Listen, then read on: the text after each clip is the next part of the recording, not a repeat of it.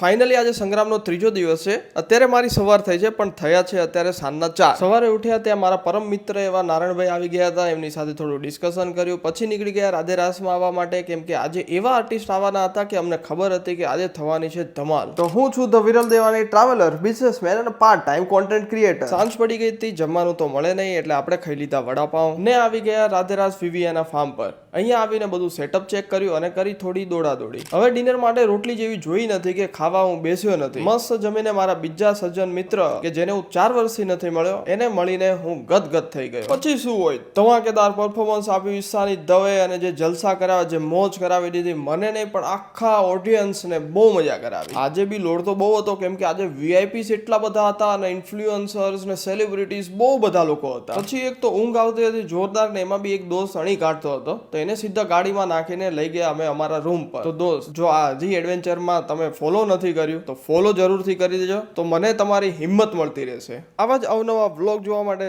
Follow કરી દો the Viral દેવાણીને. જિંદગી તમારી કેવી ચાલી રહી છે? જિંદગી બસ આવી ચાલે, રાતે દિવસ થાય અને દિવસે રાત થાય.